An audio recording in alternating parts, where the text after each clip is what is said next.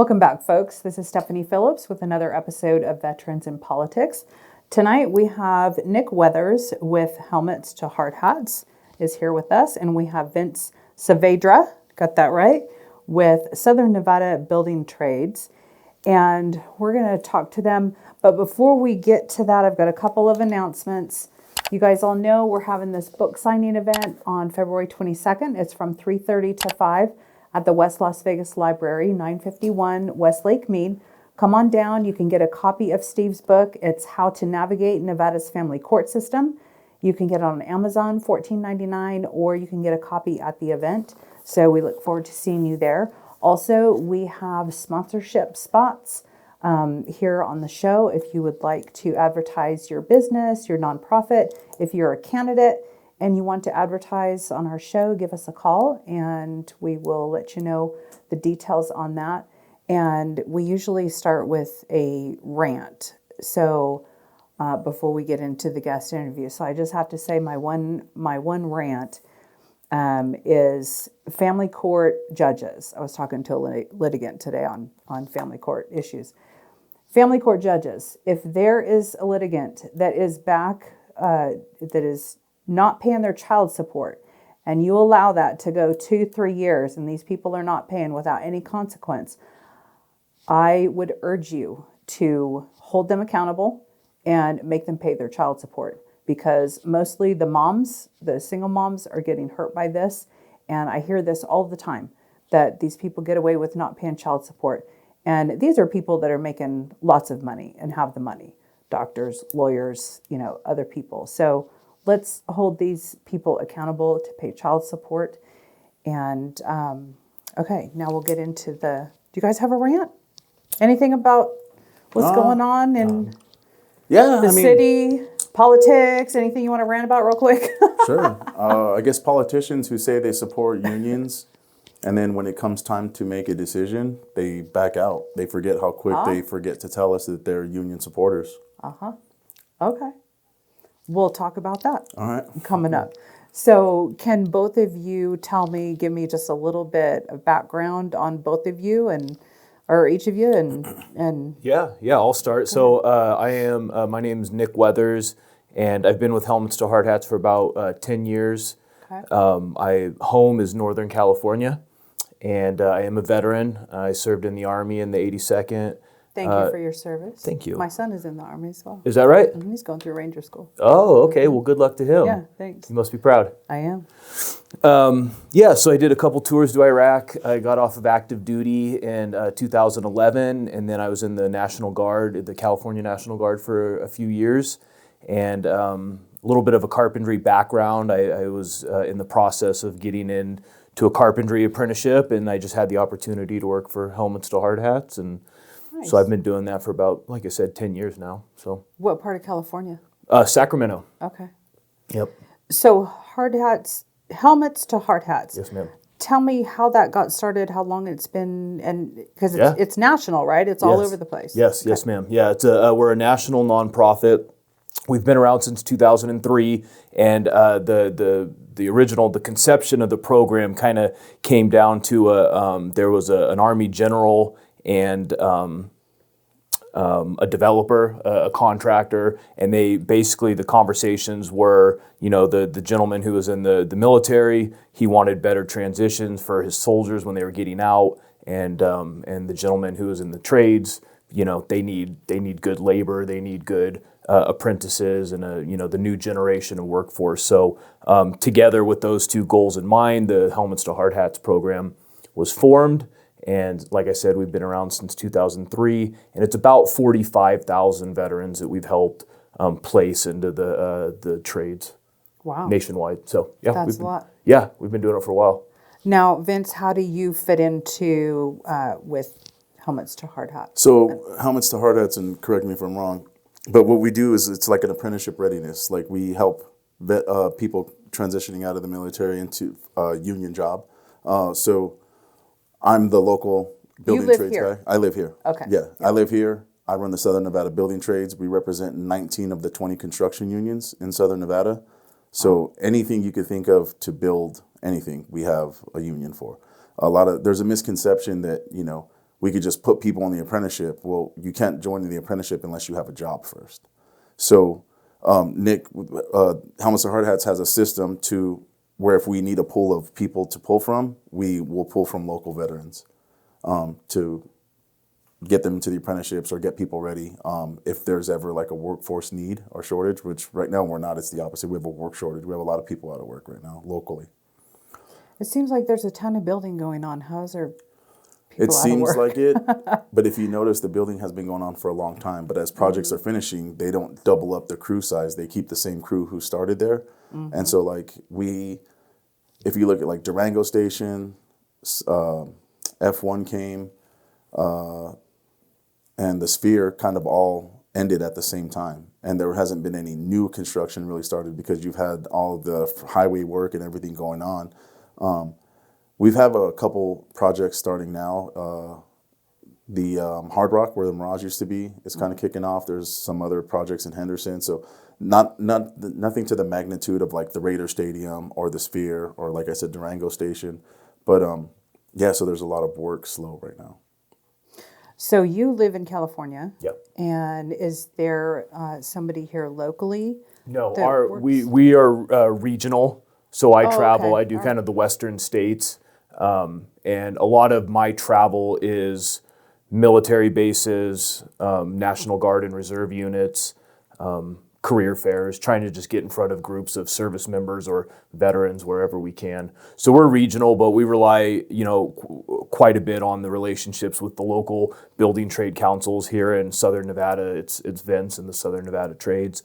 So they provide us a lot of support and help as we, try to make the connections between veterans that are interested and all of the trades that are available. And how many states do you, what consists of your region? So, well, technically, as we speak, I'm covering 11 states because I have a coworker who resigned, and we're kind of restructuring that.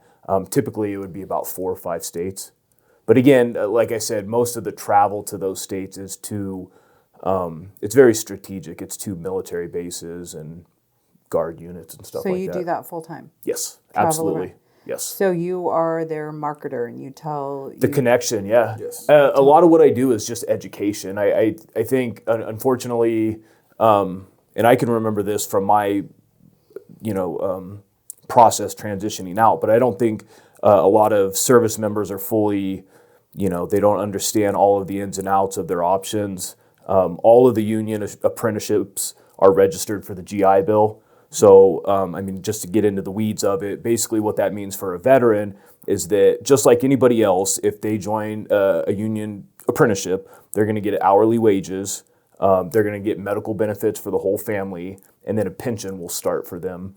What the icing on the cake for the veteran is that they can also collect their GI Bill, and because the apprenticeship is free, the GI Bill just goes right into their pocket. So they get their hourly wages, and then they get BAH every month, which is like a housing allowance, and that supplements the wages. So right out of the gate, a veteran can make fantastic wages in the trades. And that's one of the things that a lot of service members don't know is that when they get out, that GI Bill is eligible for all these different trades. So we educate them on that. We educate them on the options. If you don't have a background in construction, you probably don't know what all the options are. I know most people know of an electrician or a carpenter, but if you ask them what a boilermaker is or a glazier, there's all these really good trades that they just don't know about. And so a lot of what our program does is, that's the other side of the educational piece, is just letting them know when you get out, these are available.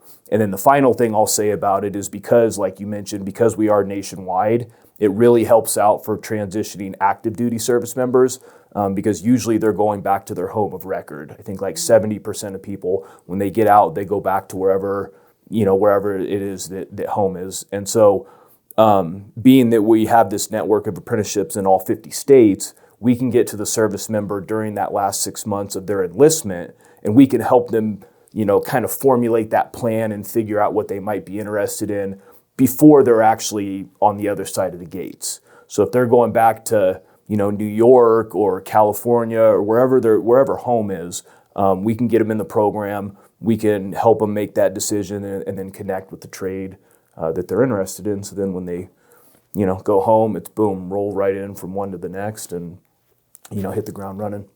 Do you have workshops set up to where when people are retiring or separating, that you go do a whole workshop or a presentation on Yes. all these bases? Yeah, we do. And actually, in most of the branches, that's usually the TAP program. It's the Transition Assistance Program. All of the different branches have a program like that. And so we usually get the opportunity to go in front of them and, do a workshop or even just a presentation. Sometimes we can bring members of the trades with us as kind of testimonials or something like that. But that's usually probably our best exposure is those workshops and stuff, trying to get in before they transition out of the service. Do you find that when they go in, do they stay with it? Do they enjoy it? The trades? Yeah. Do Yeah, they like that? I think they do. I think what speaks to a lot of veterans is the camaraderie in the trades. When I was an infantry guy, and so fire teams is how we went everywhere. And I think it's real similar in the trades. I mean, there's small unit teams that are very cohesive.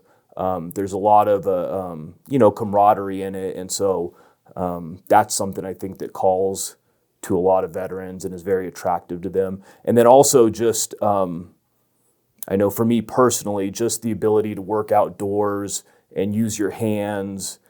And, these are things that some people don't like, but some people it's really satisfying to them. And being able to look back at a project and say, I built that, you can take pride in it. And I think that's something else that makes it a good fit for veterans when they get out. Now, do you go with him, Vince, to some of these workshops and assist there? Well, I think it's coming. Like I said, I'm just kind of covering down on my coworker, so me and him haven't yet. But we haven't, but the opportunity is there, Yep. right? And then we could talk about the work scope and things that are happening. And you have a lot of unions that you're representing. Yes. That's a lot of people. Yeah, a lot. The only one we don't represent is the Carpenters Union, but Helmets or Hard Hats works across everybody. And we get along with the Carpenters Union well. Like I'll have people call me like, oh, well, I wanted to get into the Carpenters. There's no bad blood or anything there. We we give them their information, and I'll call the Carpenters representatives and let them know hey, so and so is going to go talk to you about whatever. So it works out well. College isn't for everybody, and the trades isn't for everybody. And it's always good to have those options, though, especially when you're transitioning out and coming back. So yeah, but Nick and I work well together. Have you done other podcasts to get your message out there? I have not done a podcast. This is my first one. Oh. I know Helmets to Hard Hats probably are other, I know at the national office they have. I'm pretty sure Vince probably has, but I have not. So Oh, this is good. first then. time. Yeah. Yes. All right. Yes. First Well, time. welcome to podcast. Yes. I know, moving up in the world. So you have 45,000 veterans that you guys that we have helped place since 2003. Yeah. I have heard so much that for a veteran transitioning into civilian life, there's, they don't know the opportunities or they're not sure what they want to do. It's difficult to transition and all of that. So what's your advice there? Yeah, that's an ongoing thing that, a lot of people look to want the answer to that question. But I think for our slice, for what Helmets to Hard Hats can offer, I think a lot of times it's hard for service members. I just go back to my own personal scope. I know when you're in the military, you definitely know your place. Everything is high tempo. You have a routine that you really can feel comfort in. And when you leave the service, all of that stops. And it's like all of this progress just stops. It's hard to find a place to fit in. You don't really have anything that you're working towards, and it's difficult. I think a career can change that, meaningful employment that you enjoy and that that you can support your family on, not just a job, but a career. I think that's something that is very valuable, can help give people purpose. Is that the only, solution to that problem? No, obviously not. But but it's our scope. You know, what we try to do. We're veterans. Most of the people who work for our organization are veterans. Our passion is to help veterans and connect them. And then we can also help, you know, unofficially, we have a large network of these other resources that we just come across. And there are a lot of things out there for veterans that they just don't know exist. So, you know, we do what we can, try to get them employed, stuff like that. And, you know, I would recommend just continuing to, you know, look for opportunities and things like that. How do you guys get your funding? So kind of a mesh of ways there. I know we do take donations. We have a couple of big fundraising events. We're also included in some like project labor agreements and stuff. So on these big projects, sometimes there's donations that come to us. So definitely like a mix of all those things, but we're always trying to, you know, increase the fundraising and stuff like that. Like the Raiders Stadium had a project labor agreement on it, and there was a donation from the contractors there. The A Stadium that's coming, there's a donation from there to help fund Helmets to Hardhats. Yep. Is there some kind of contract where when you recruit the veterans that they will have jobs and you place them? Is that No contract, Okay. like a contract between us and the veteran. and the Or in the- unions? Yeah, that you know we will recruit these guys, we'll train them, and you know place them. The training comes with us when it Okay. comes with the job. So I'll give you a good for instance, and this is what I spoke to Steve a little bit about. Like right now locally, this is where the politics piece comes in, right? I'm a firm believer that taxpayers' dollars should be spent and built by the taxpayers. So if we're building a school or a library, people's tax dollars go to the building of that, right? And what we're looking to do is give some sort of hiring preference to like veterans or kids aging out of foster care or Helmets to Hard Hats programs. We have all these programs and we live here and it's our taxpayers' dollars that are going to these projects. So when you have like the Oakland like these Oakland teams relocating to Las Vegas, like the Raiders and the A's, the legislature makes them put a community benefits agreement together on how the taxpayers' dollars and tax credits that go to help fund those projects, how does that benefit the community? Well, I'm of the belief that we should hold ourselves to the same standards locally. So the city and county what's our community benefit plan? I understand we have a library there and that's great, but how many people from that community have the opportunity to join our apprenticeships to build what's being built in their community?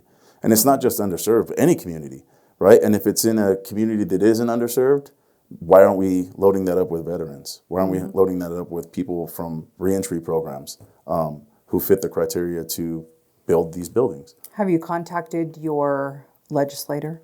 Yes. So the legislature, yes. Right now we're in talks with the county and the city to do it, to try to mandate it on the legislative level to make it law is probably going to be the next step. Right now I'm giving the city and county the opportunity to fill the voids in the agreement of what they see fit and who they see fit to be placed in jobs before it becomes law and we say like, hey, this is mandated that you must do, right? I don't want the city or county staff to ever say we didn't give them the opportunity to let them pick who they think should be placed in jobs first.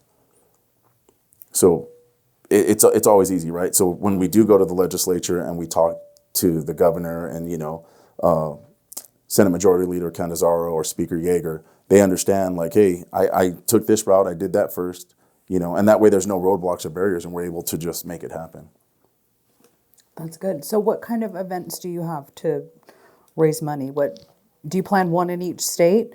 How does that work? No, we've not anything that that formal or that set. We just kind of do it where we think that it's a good reception. We've actually started talking with Vince about having one here, maybe towards the end of the year or maybe next year in Las Vegas. But it's kind of an informal process to us. It's wherever, you know, we think there's good support, a lot of work going, and just, you know, wherever the building trade councils think it might be in a good place to have it. Mm-hmm. So we're definitely doing more. We've actually invested in some software and the ability to kind of host our own fundraisers, so we're not really putting all the work on the backs of, the trades that are already super busy. So hopefully that will open it up. But yeah, hopefully later this year or next year we'll have one right here. Yeah, that's really good. Yeah. How can the community get out and help you? What's your message to the community?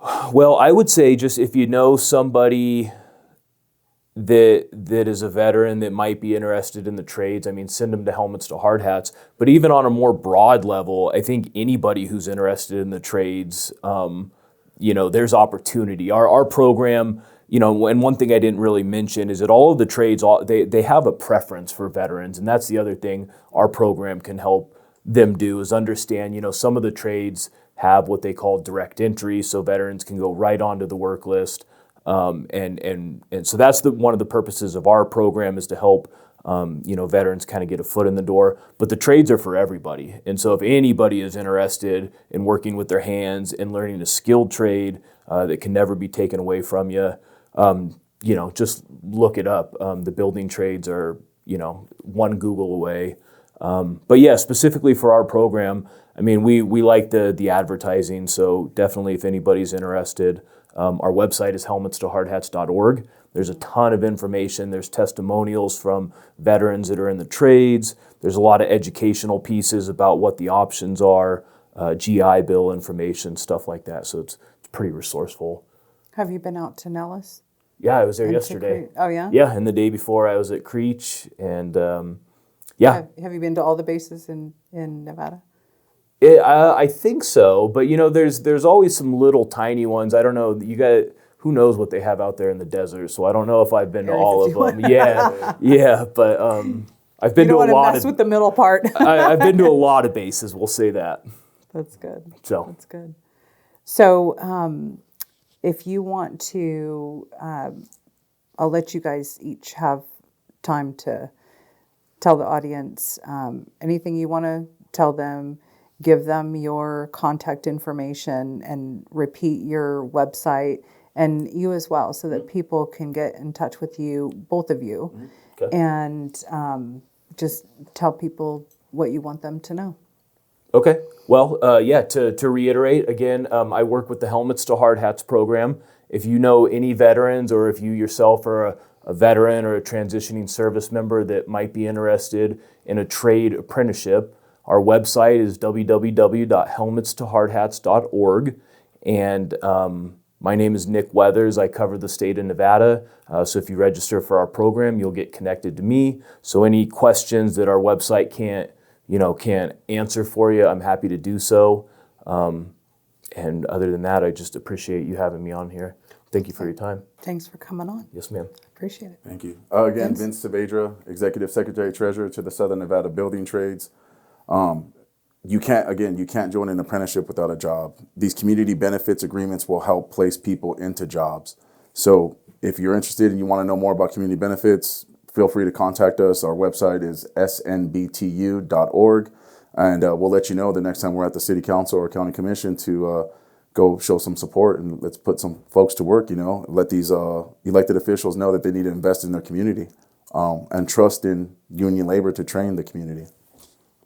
Well, thanks guys for coming on. I appreciate it. Thank you. I'm so glad to know about your organization and that's available for people because we talk to a lot of veterans and there's a lot in Nevada. Yeah, yes there is. So I appreciate that. Thanks for coming on. Thank you. That is Nick Weathers with Helmets to Hardhats and Vince Saavedra. Did I get that right? I always think I get that wrong. And thanks, guys. I appreciate it. This is Stephanie Phillips with another episode of Veterans in Politics, and we will see you guys next time.